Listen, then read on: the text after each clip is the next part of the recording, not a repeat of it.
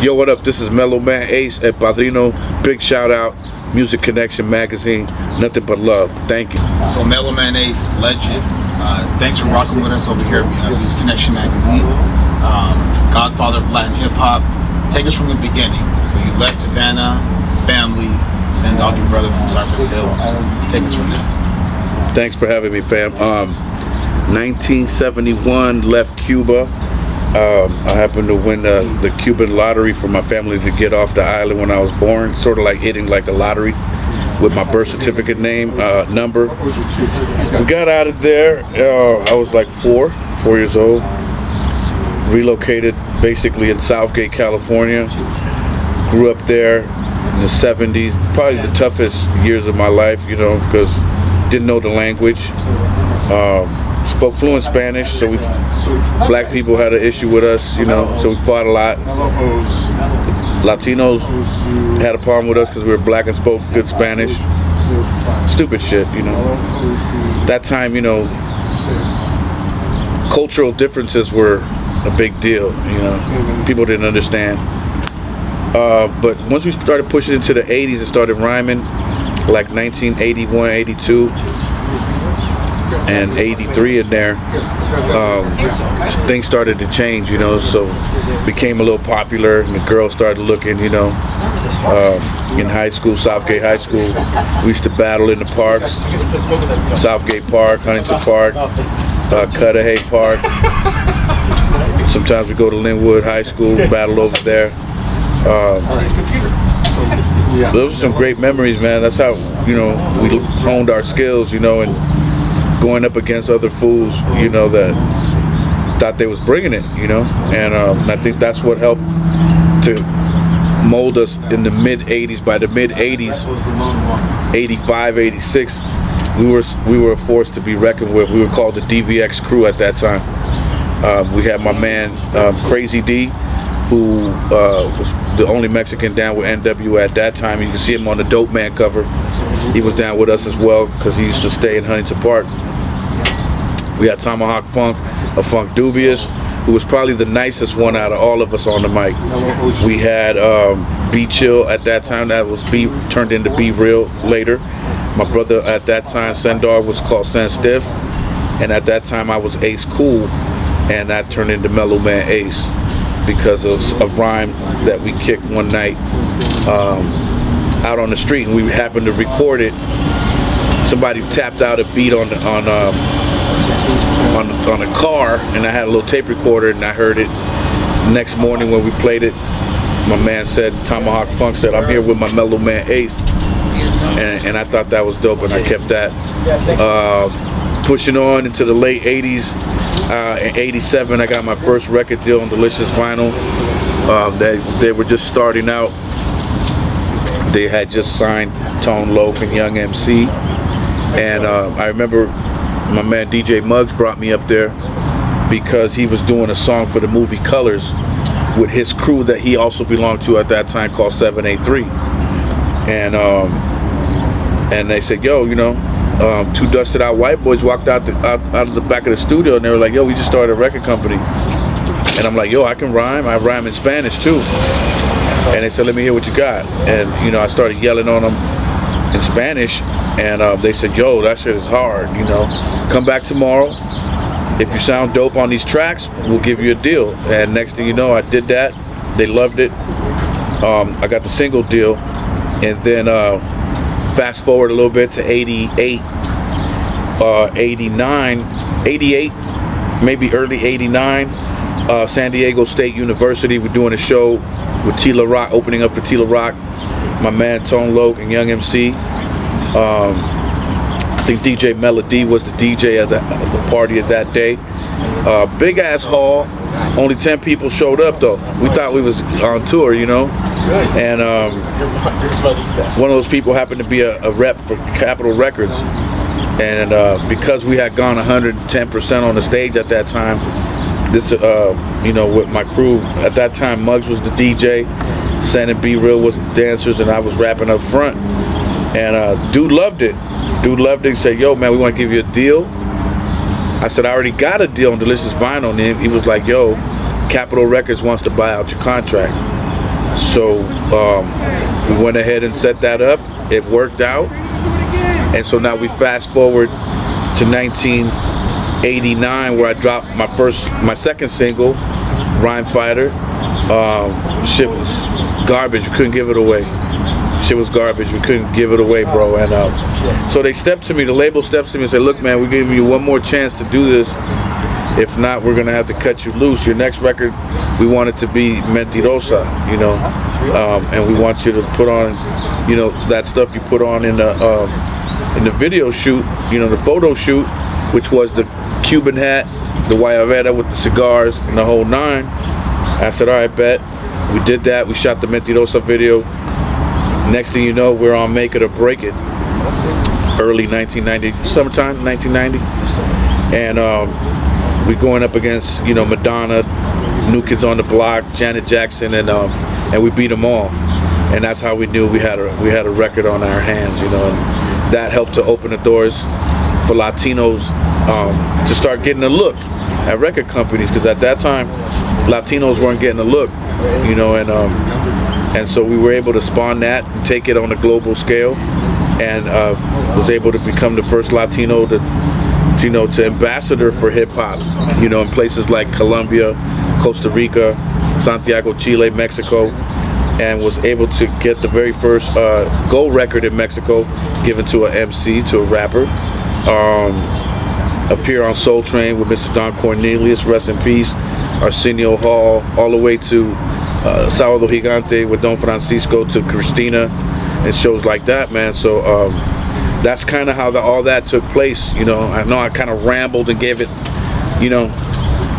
all to you, yeah. You know what I mean? But that's the way it went. Okay, that's dope. So growing up, like, what were some of your influences, like, musically? I mean, growing up, it would have to be, you know, I was a big fan of all the family groups, like the Isley Brothers, the Jacksons, the Jets, you know, groups like that. And it helped because my pops always used to say, you know, whoever makes it first, bring the family with you, you know, take the family with you. And so early on, when I got on, you know, my two sisters were my dancers, my brother Sendog was my hype man, and it just kind of worked itself out like that.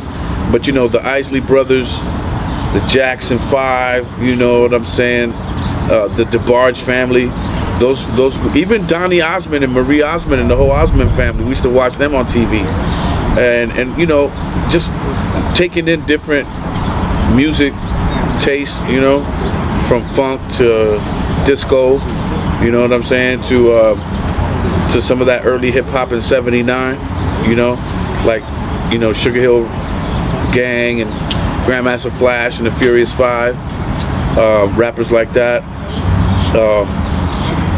It was a great time to absorb music, because there was so many different, you know, genres that were good, you know. You had the soul music.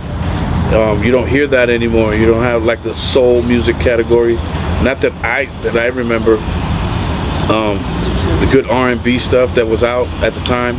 You know, the Gap Band, stuff like that. Lakeside, can't forget Lakeside.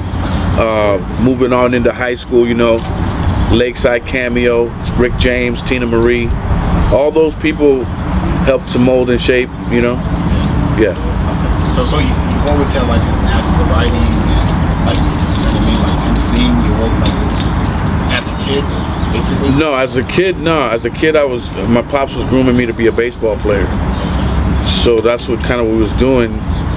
And then what happened was I couldn't make the grade a certain year. I believe it was my 10th grade year. I couldn't make the grade, being, you know, I was just slower than the other kids. Remember, I had to learn the English language.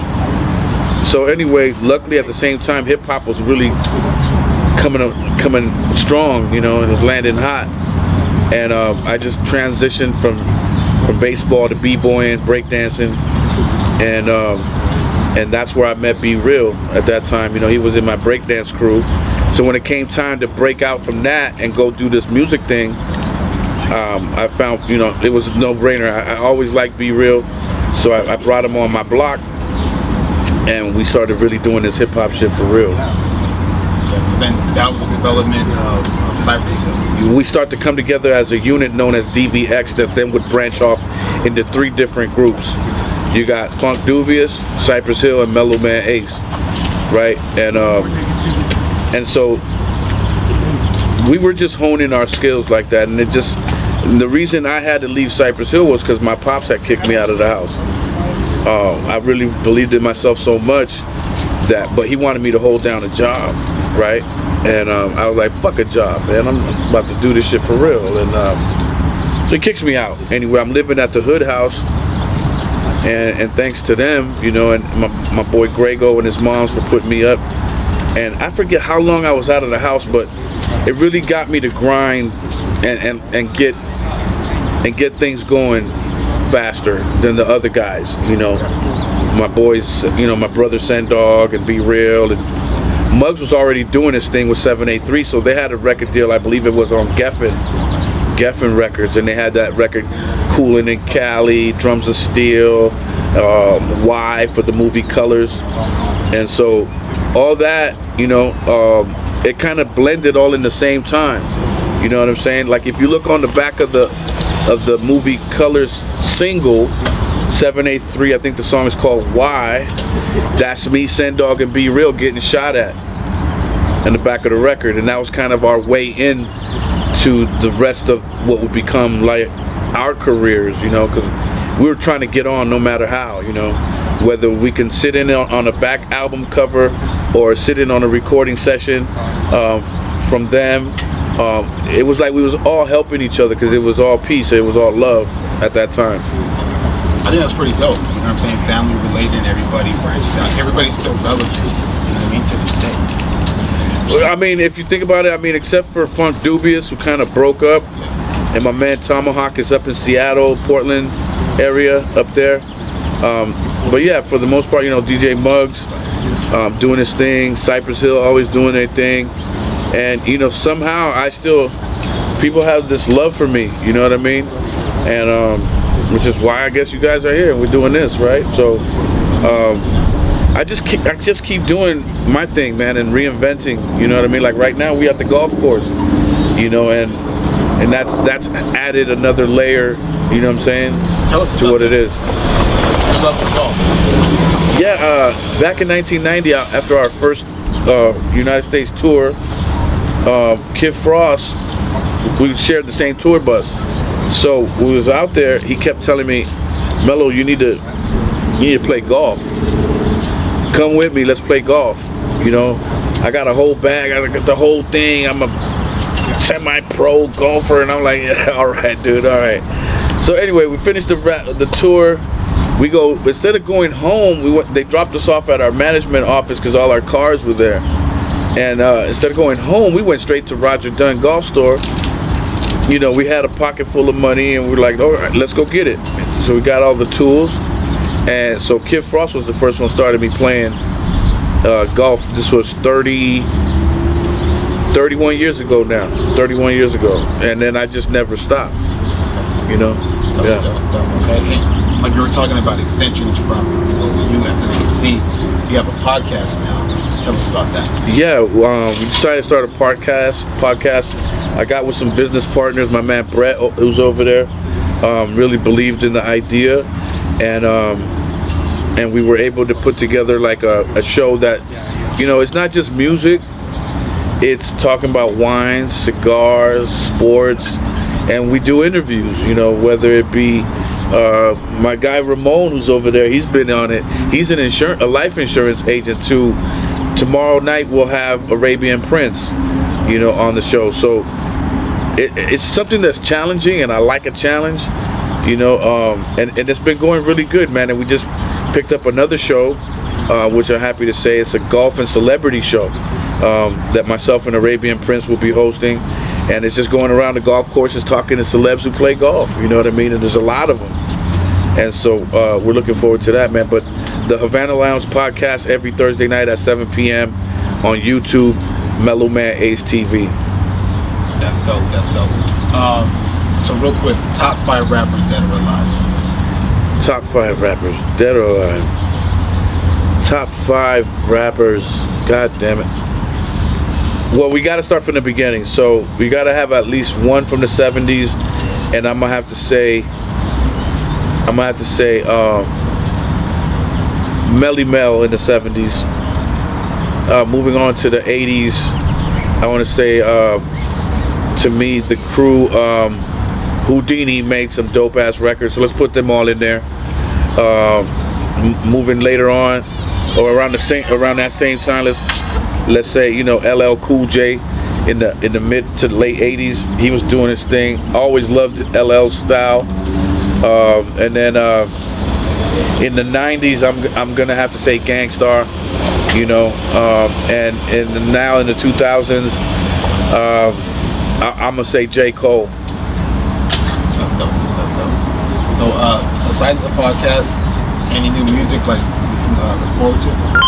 Yeah, 3 days ago, we dropped a new single called No Joke, Mellow Man Ace, featuring Rodney O, produced by my man Condor. And that's out now and available for you to watch on YouTube, or get it at Spotify, get it on Spotify, all the platforms, you know what I mean?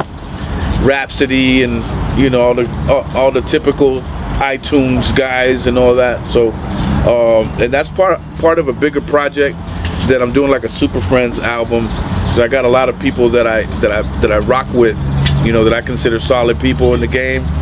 I got my man MC Magic on this project. I got my man Rodney O, of course. I got Dana Dane.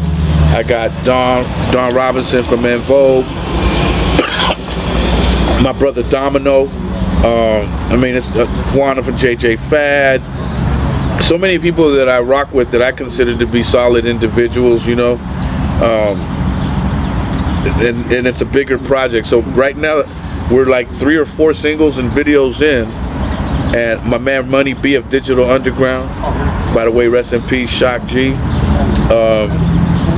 Just having fun with it, man. Again, and just you know, create while I still can, you know, and whether it's you like it or not, you know, you gotta just give it up for the fact I'm still rocking. I'm still doing something that I love, you know what I mean? So that's where we're at. Definitely. And where online can people find you? Online, you can find me, of course, on Instagram, mellow_man_ace. Twitter is the same handle. And on Facebook, you can find me at the Mellow Man Ace. But I mostly be on that Piano Reyes page, you know what I mean? That's where I man and command everything, you know what I mean?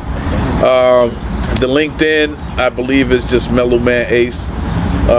You know, long before they turn hip hop into a password, you know what I mean? You can find me at the Jam, but it is what it is nowadays. So that's how you can get at me, or just shoot. You know, check out the website, official Mellow Man Ace. You know, check that out. You know, or check out my wine company, HavanaWines.co. Sounds good. And last question: what advice would you give to up-and-coming musicians or artists? Man, advice for up-and-coming artists, I would say go hard 10 toes down every day. You know, in the words of the great Curtis Mayfield, I can't stop quoting this, it's so real. Your dream is your only scheme, so keep on pushing and move on up. That's really what I have to say, because if I really tell you what I really want to say, it'd be negative. Because the music business is an ugly business, you know what I mean? So whatever your dream is, go hard while the next man is sleeping, because it's unforgiving. And the minute you step out of the line of what you're trying to get at, like let's say you take a pause or you go get a job or you do this, that, and the third, you go, you know, fuck with some females over there, you go to the hood. When you come back, you got to get right back in the back of the line. And it's a very unforgiving business, you know what I mean? And so make sure that whatever you do, you stay consistently at it, and hope for the best right there, you know what I mean? Because you have to stay with it. Anything that you do a lot becomes, that you practice, you get good at, you know what I mean? So I say just stay 10 toes down, stay on the pavement, keep grinding, work while others are sleeping. And on vacation days, don't even celebrate the vacations, man. Go back to the studio. While everybody's eating their turkey dinner, you should be in the studio. While everybody's collecting their Easter eggs, you should be in the studio. You know what I mean? While everybody's out partying, you know, for spring break, you should be in the studio. Absolutely. Joe, so thanks again for rocking with us at Music Connection Magazine. Really appreciate you, bro. Welcome, bro. Yes, sir.